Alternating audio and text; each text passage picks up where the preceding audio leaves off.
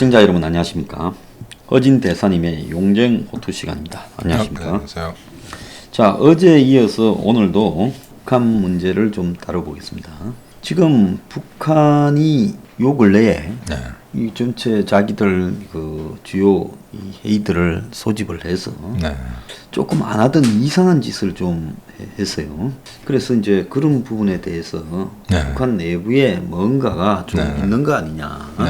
저는 뭐 작년 5월 1일 날 그때 이제 김정은이가 뭐 노동절 날 비료 공장에 나타났다 뭐 이랬을 때 사실 김정은이가 그때 이 좀 위기 상태에 빠져 있다라는 정보나 이런 것들도 좀 들었고 그래서 이제 저 김정은이 그때 나타난 김정은이가 어딘지 좀 나사가 풀려 있는 듯하게 보여서 가짜 김정은이 아니냐 보디 더블 저 대역이지 아니냐 지금도 뭐 그런 의혹을 했는데 최근에 북한의 노동당 규약 변경을 가지고 한국에 있는 이제 주사파들 친북 저 운동권들은 북한이 남침을 해서 무력 통일하는 것을 포기했으니 우리도 국가보안법을 폐기하자 이런 근거로 삼기도 했거든요. 근데 북한 노동당 규약 변경을 그건 너무나 아전인수격으로 해석한 거 아니냐 지금 그런 이야기도 있거든요. 그렇죠. 이게 있고 난 다음에 아마 그 세미나가 있었던 것 같습니다. 아마 좌파 단체가 주관한 것 같은데 패널이 한 4명 나오고요. 거기 맨 이제 끄트머리에 소리 이제 우파 성향의 어떤 학자한사를 모셔놨는데 이 사람만 이제 노동규약이 바뀌었다고 해서 북한이 어떤 그 남침 의혹을 갖다가 남침 야욕을 파기한 게 아니다라고 주장했고 나머지 4사람은 지금 수학님 말씀하신 것처럼 이게 북한이 정상국가로 가기 위한 그런 자구 노력의 하나다라고 하는데 워낙 수십 년간 거짓말을 해오는 국가이기 때문에 이걸 바꿨다고 해서 이제 뭐 믿을 수는 없는 상태고요. 그러니까 설사 바꿨다고 한들 얘들이 또 문서나 그래 구애받는 그런 애들이 아니라는 걸 이미 다 역사가 증명하지 않았습니까? 그래서 실제 노당 규약을 이렇게 바꿨다고 해서 전쟁을 안 한다고 할 수 있는 건 아니고요. 근데 그럼 이 시점에 왜 그럼 노동당 규약이 바뀌었을까 하는 거는 여전히 하나의 의문으로 남고 있습니다. 왜냐면은 이게 어떤 그 정치적 트릭이 아니라면은 다른 의도가 있을 것 같은데 이걸 바꿨다고 해서 지금 김정은 체제가 딱히 뭐 이게 얻을 수 있는 건 없거든요. 그 다음에 이걸 바꿨다고 해서 미국이나 서구가 환영 의사를 표시한 바도 없습니다. 그래서 그다음 또 최근에 보니까 이거 뭐 실수 있을 수도 있었을 수도 있는데 노동신문에 이제 김정은을 그냥 직함을 붙이지 않고 그냥 김정은이라고 썼더라고요. 그런 부분이 있습니다. 제가 눈으로 좀 확인을 했는데 그 과거 같으면 이런 게 난리 나죠. 이런 독재 정권에서 이런 일이 있을 수 없는데 과거 우리나라에도 한때 이제 뭡니까 신문 식자 이렇게 핀셋을 뽑아서 글자 만들 때 있지 않습니까? 컴퓨터가 아니고 그때 대통령이라는 한자를 이 대자가 아니고 개견자를 잘못 뽑아가지고 견통령이 됐습니다. 그래서 그 신문사가 독재 정권 되니까 거의 뭐 폐간위기에 놓였을 그런 해프닝도 하나 있었는데 북한에서 이런 걸 갖다가 김정은의 존칭을 붙이지 않는다 하다못해 동지 정도의 이름도 붙이지 않았다는 건 좀 이상한데 여기서 유추해 볼 수 있는 거는 아주 조심스럽게 뭔가 지금 그 어떤 그 1인 독재 체제의 어떤 균일이 생긴 거는 분명하다. 그래서 만약에 이제 수학님 말씀하신 것처럼 얘가 김정은이가 가짜든지 아니면 거의 식물 상태로 누워 있으면서 제대로 통치를 못한다고 가정할 경우에 그렇다면 이제 군부라든지 소위 말해서 당권파들이 어떤 현재 권력을 어떻게 나눠먹게 할 건가.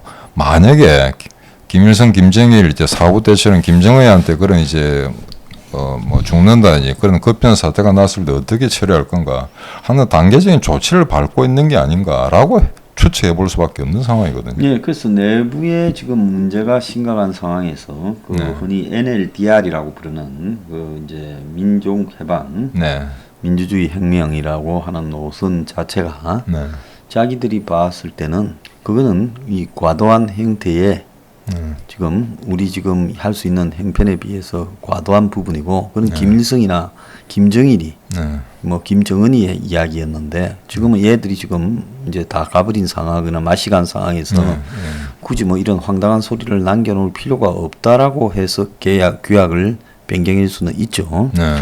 근데 지금 이제 하나 매우 이상한 게 작년 4월달 이후에 북한이 미국하고 진짜 김정은이가 나서는 협상을 적극적으로 서두르는 부분이 거의 없고 없습니다. 김여정이가 갑자기 등장을 해서 주로 뭐 찌르는 이야기만 하고 사라지고 있다는 거예요. 네. 그래서 만약에 미국의 바이든이 네. 그럼 미국하고 대화를 중재하겠다라는 것은 좀 문가리 생각이지. 진짜 바이든이 김정은이한테 우리 둘이 1대1로 만나서 회담을 하자, 뭐 싱가포르에서 하자 네. 이렇게 제안했을 때 북한이 응할 것인가도 저는 좀 개인적으로 예. 의문을 가지고 있어요. 왜? 네. 자기들 내부에서 대역을 가지고 뭐 장난을 칠 수는 있다 하더라도 미국을 대통령을 만났을 때 그렇게 대외적으로 하기는 안 좀 되죠. 어려울 거다는 거예요. 네. 근데 다행히 뭐 코로나 국면이 지속되다 보니까 북한을 방문하는 뭐 해외 정상들도 거의 없고 네. 어느 상황에서 군부의 이 뭐라고 할까요? 그 과두 지배 체제가 유지되고 김여정이는 뭐 김씨 집안의 대변인 격으로 군부 통제 아래서 그냥 움직이고 이러면서 북한이 진짜로 노리는 거는 일단 이 김정은이라는 부분이 완전히 정리되기까지는 시간이 한 2, 3년 필요하니까 그 시간을 버는 기간 동안은 현상 유지나 하면서 버티자. 뭐 이렇게 되지 않았으면 이런 식으로 북한이 지금 대외적으로 너무나 소극적으로 처신하고 있다는 또 굉장히 재미난 포인트 같습니다. 만약에 확신은 못합니다. 만약에 이게 가짜 김정은이라면은 예. 트럼프처럼 만약에 바이든이 야, 한번 보자, 한번 만나자 하고 했을 때 금방 뽀록 나거든요. 제가. 그럼요. 그만 보름 안 나겠습니다. 제가 외국 소식통이나 CIA들한테 듣기로는 지금 주요 국가 원수들이었던 동향, 예. 얼굴 형태, 예. 그다음에 이제 뭐 이렇게 손놀림의 위치 이래가지고 그 사람의 건강 상태, 영양 상태를 계속적으로 이제 체크한다 체크하고 그러고 분석한다 영상으로. 그러더라고요. 네. 그러니까 만약에 정말 가짜가 나온다면 그거는 회담 성립 안 특히 되겠죠. 이 네. 소리를 낼 때 네. 그 음향 성문 분석은 네. 그건 속일 수가 없는 부분이 네. 될 거거든요. 그리고 제가 듣기로는 이제 미국 그 대사관의 직원인데 이 김정일 같은 그런 체고는 가짜 만들기가 쉽다고 그럽니다. 왜냐하면 야윈 사람 만들기 어렵거든요.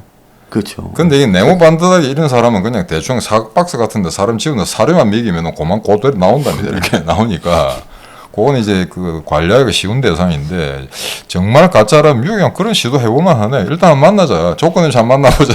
그래서 이번에 저 10kg를 뺐어.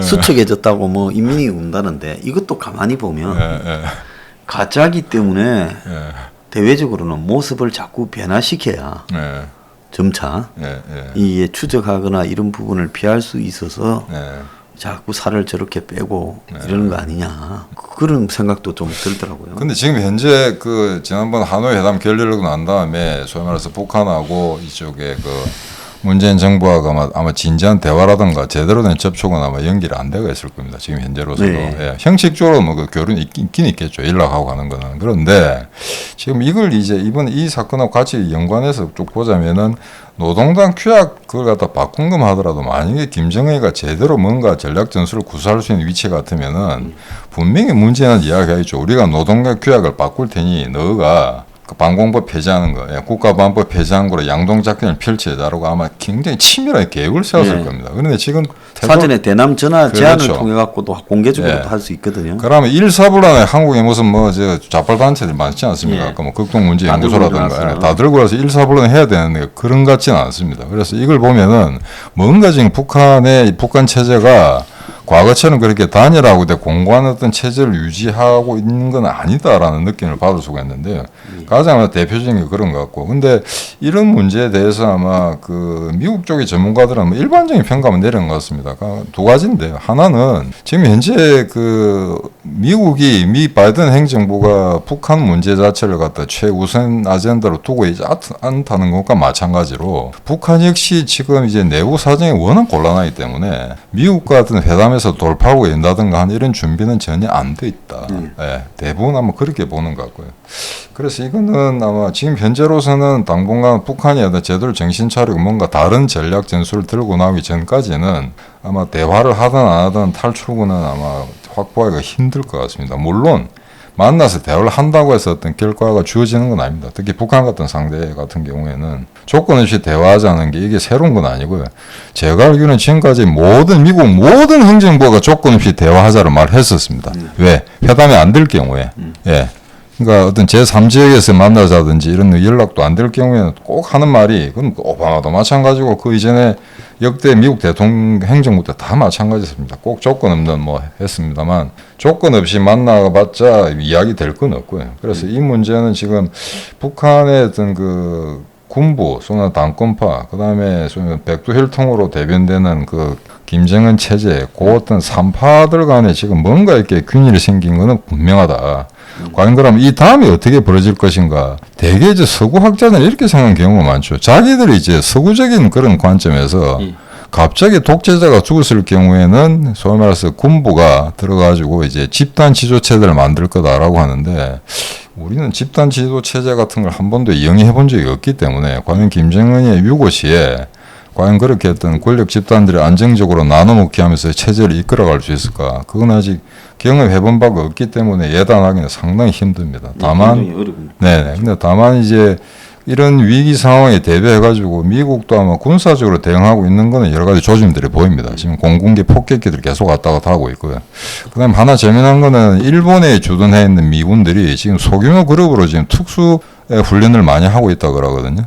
그래서 아마 거기 보면은 어떤 특정 섬 같은데 거기다가 이제 그 가건물 같은 걸 지어놓고 이제 그 기습해서 인질 구출이라든지 또는 요인 암살 그런 꿈과 유사한 이제 그 특공 훈련들을 하고 있다고 그럽니다. 그래서 아마 북한의 일단 유사시에 대해서 미군이 어떻게 대응할 건가 하는 거는 또 다른 이야기입니다만은 여러 가지 변수를 놓고 미국이 아마 대응하고 있는 건 사실인 것 같고요. 그래서 하여튼 지금 현재로서는 북한이 내부적으로 굉장히 이제 불안하다는 건 확실하기 때문에 아마 북한이 우리한테 손을 내밀어서 다른 어떤 돌팔골 마련한다는 거 하는 거는 당분간은 어려울 것 같습니다. 네, 자기들 내부에 뭔가 움츠리고 닫아버린 양상이다 봐야 되고.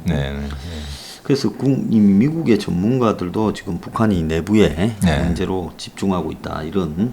그래서 북한도 사실은 관심이 없다는 거죠. 그렇죠. 서로가 지금 그럼 북한이 관심이 없는 가장 큰 문제가 대화를 하면 김정은이가 뭐 정상회담으로 가면 만나야 될 건데 쇼를 해야 되는데 만날 행편이 지금 안 된다.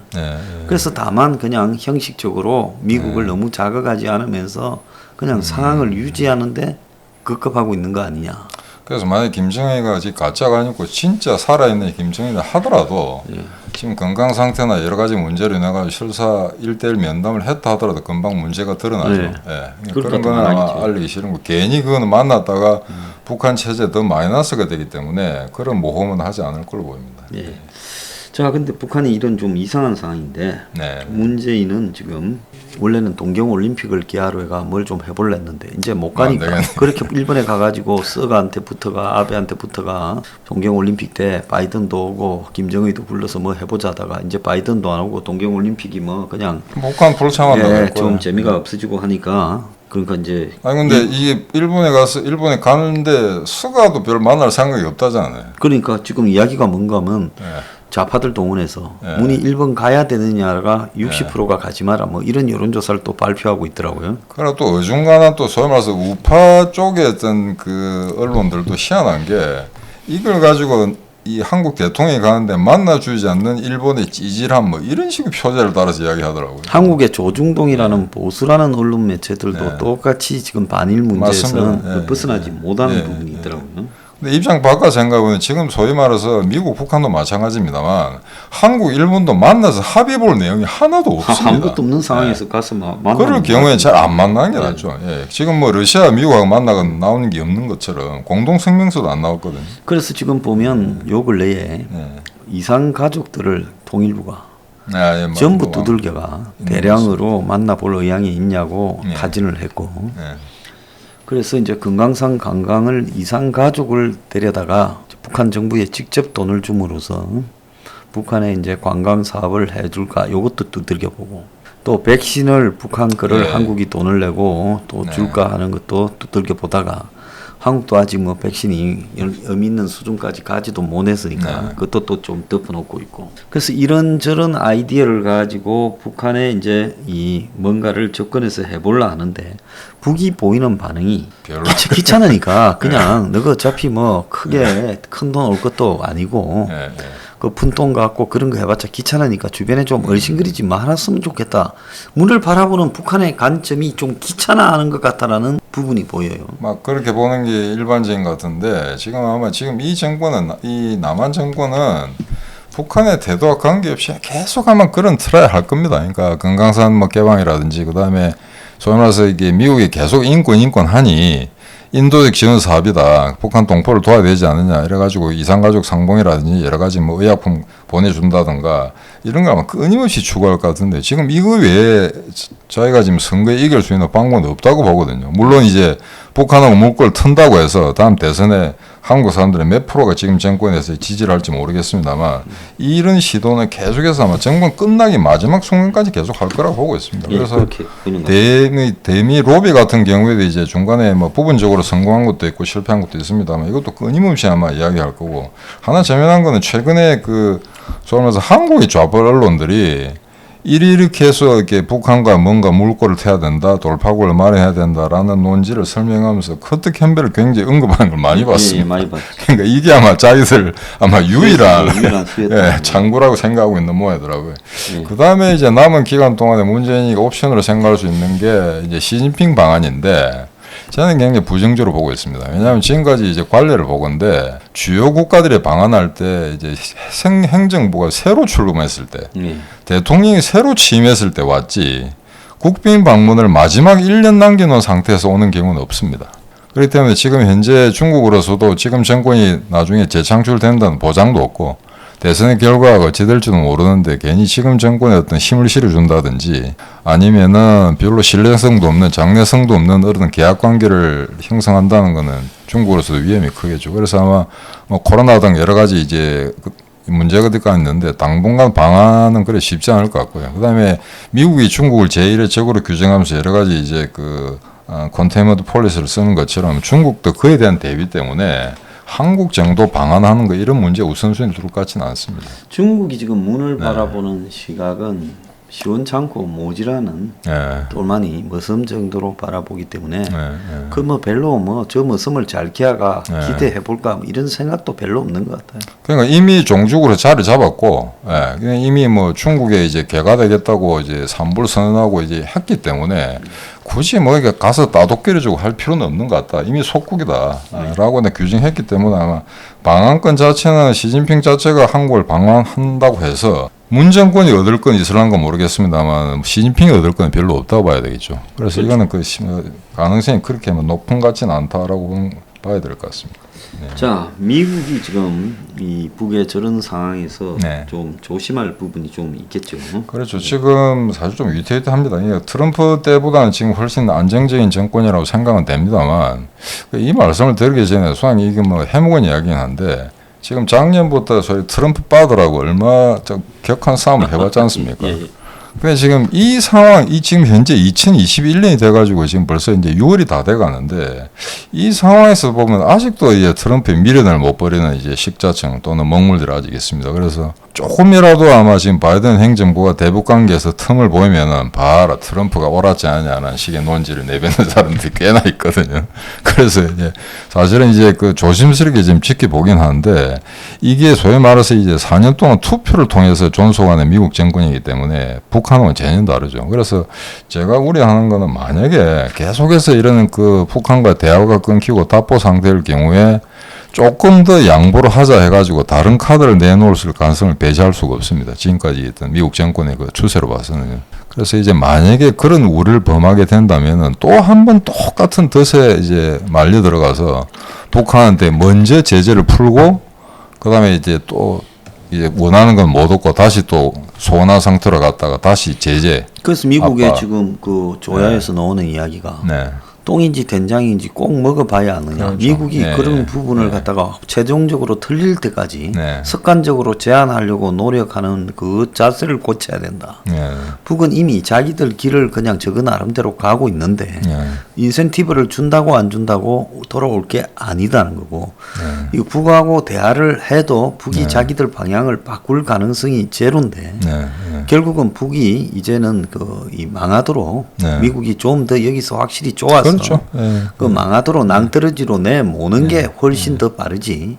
저렇게 몰았다가 풀었다고 하면서 여러 가지로 잘못된 신호를 북한이나 중국에 줄 수 있다 하는 이야기들이 요즘 자주 나오더라고요, 미국에. 그래서 이게 보면은 그 지금 바이든 행정부 대북 정책의 캐치프레이즈로 만들고 있는 게 실용적이고, 그러니까 practical and coordinated diplomacy 이런 말을 잘 썼는데 거기다 단계적으로 접근하겠다 이런 말을 이제 수시로 이야기하죠. 근데 이 말에 굉장히 좀 이렇게 뭐 위험하다고 생각되는 게 실용적이고 단계적이다 이러면은 조금 더 신축성을 발휘해서 북한을 꼬들길 수 있는 방법이 있다면은 할 수도 있다는 걸 내포하고 있거든요. 그럼요. 예. 만약에 북한이 네. 지금 미국이 100여 개 가졌을 거라고 추정을 하고 있지만 네. 북이 실제로 200개를 가지고 있을 수도 있어요. 모르죠. 그동안에요. 네. 오늘 트럼프 정권 내내 북이 네. 그냥 협상 없이 지금까지 왔으니까 그 사이에 매우 정교화하고 표준화해가 소형화에도 성공을 했을 거다. 그러면 북이 한 200개 있다 하면 미국이 100개 있다고 주장하면 이제 합의선에서 우리 한 70개 있다고 합의 보고 그래 우리 한 20개 폐기하겠다. 그럼 미국이 100개라고 해도 한 5분의 1이니까 의미 있다 하고 이제 그 부분에 대해서 제재를 해제해주고 뭐 그런 쇼를 응해주면서 미국이 또 정치적 쇼를 즐기려고 할 가능성도 또 있는 나라거든요. 그래서 제가 이 프랙티컬 그다음에 단계적 이런 말을 너무 자주 남발한 건 미국으로서 문제가 있다고 생각해요. 네. 왜냐면은 북한이 그런 오프를 했을 때 야 누구 프랙티컬하고 뭐 단계적으로 한다며. 근데 이렇게 내가 이렇게 뭐 저자수 이렇게 이런 걸 오픈했는데 미국 너가 안 하고 있어. 그럼 너는 우리하고 대화할 의지가 없는 거 아니냐라고 역으로 대받아 칠 수가 있거든요.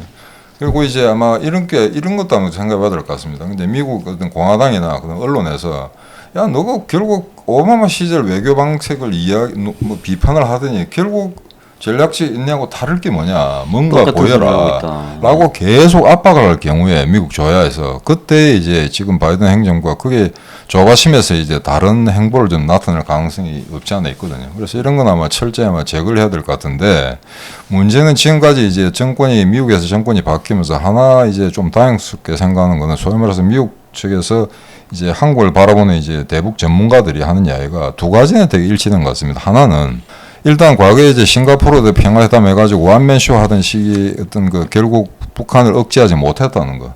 북한의 핵개발 저지하는 데 완전히 실패했다는 사실 하나. 그 다음에 두 번째는 어떤 경우에도 제재를 완화를 해서는 안 된다.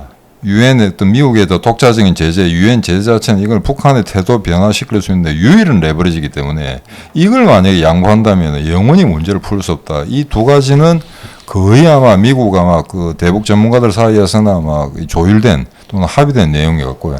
약간의 반대되는 의사를 표현하는 사람도 있습니다만 그래서 1대8, 9대1 정도로 일단은 그 뭐 수학님 말씀하시는 그런 어떤 우리 대북 어프로치에 대해서는 미국 조야에서도 거의 다 인정을 하는 뭐 그거는 지금 대서로 굳은 것 같고요. 다만 여기서 이제 그 너무 조바심을 낸 바이든 행정부가 전술적인 실수를 안 하는 거, 예, 그것만 잘 막아내면 될 것 같습니다. 그러니까 이게 눈 깜빡한 사이에 비핵화를 하는 목표가 군축으로 가버린 거. 앞에 제가 말한 거는 군축이잖아요. 군축입니다. 그는 북한의 핵을 폐기하는 부분은 군축은 인정한다는 거죠. 지난번에 트럼프가 했던 만약에 하노이 협상에서 영변 플러스 북이 핵을 밖으로 드러내준다면 트럼프가 응했을 거예요. 근데 그 알파에서 핵 폐기를 말 안 했기 때문에 갔는데 그때 만약에 김정은이가 좀 교묘했더라면 그래 핵함 미국에 그 핵함 뭐 10개 하고 그 ICBM 한 5개 보내줄게 해서 미국에 갖고 가서 폐기하는 쇼를 했더라면 트럼프 대선 앞두고 그야 뭐 볼튼도 그런 표현이 있던데 만약에 그때 북한이 플랜 B를 가지고 플러스 알파 해주겠다고 했으면은 아마 트럼프가 넘어갔을 거다. 넘어갔을 거고 거기에 핵심은 뭔가 하면 군축이 돼버린 거죠. 그렇죠. 그럼 끝장난 거죠. 비핵화가 군축으로 가버리고 아무도 군축이라고 말하지 않는 사이에 일단 북을 핵을 인정해주고 줄이는 데 대한 보상이 들어가면 그게 군축이지 않습니까? 맞습니다. 우리가 뭐 오늘부터 뭐 미국하고 북한하고 군축 협상하자 이렇게 해서 군축 되겠습니까? 그건 아니죠. 비핵화 협상을 하다가 비핵화 협상이 갑자기 군축으로 갈 수 있다 이런 부분이죠. 그래서 이거는 지금 현 문재인 정부 임기 한 1년 정도 남았습니다만 요 기간 중에는 문재인이 아마 무슨 수를 쓰든지 미국을 조금이라도 움직여 보려고 계속 마지막 순간 노력은 할 겁니다. 타임즈에 났던 것처럼 노력은 할 건데 우리로서는 절대 이제 그 지금 이제 미국 행정부가 그에 대해 흔들림이 없도록. 근데 아마 뭐 외무장관의 얼굴로 봐서는 외무장관의 평판으로 봐서는 그런 어떤 특단의 조치 같은 거는 지금 기대하기는 어렵습니다.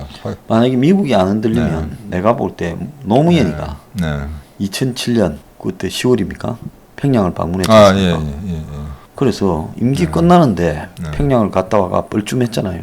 그렇죠. 그 민기 말년에는 뭐 어디 가봐도 대접 못 받습니다. 어느 나라를 가든 간에. 그래서 문재인이가 또 북한에 한번 인정받으려고 예. 또 평양을 한번 아, 가려고 뭐 또 그 좀 시도- 모질하니까 예. 예, 많이 모질하니까 시도할 수 있다고 봐요. 할 줄 아는 게 그거밖에 없는데 제 생각에는 나중에 임기 끝나고 나서 어떤 험한 일을 당할지 모르니까 이런 기회에 외교부 잘 꼬드겨 가지고 뭐 이렇게 호주라든지 만만한 나라들 있지 않습니까? 놀러 다니고. 놀러 좀 다니지. 예. 차라리. 막 그게 아마 어차피 나중에 또 큰 이제 망치가 내려올 건데 그때 대비해서 지금 이 순간을 많이 즐기는 게 나을 것 같습니다. 한국에 있으면 사고 치니까 그냥 남은 기간 동안에 호주 갔다 오면 또 저 뭐 남미에 저 먼데 아르헨티나나 뭐 요즘 그 코로나 많이 유행하는 브라질이나 이런 데 좀 돌리고 그러니까 최근에 뭐 별로 중요하지 않은 오스트리아, 스페인 갔다 왔듯이 고만고만한 나라들 놀러 다니면 될 것 같습니다.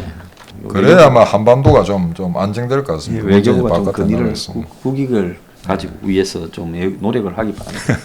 오늘 허대사님 모시고요. 북한의 그 지금 여러 가지 문제들 앞으로 이 문의 사고 칠 수 있는 문제들 이야기를 해봤습니다. 감사합니다. 예, 감사합니다. 예.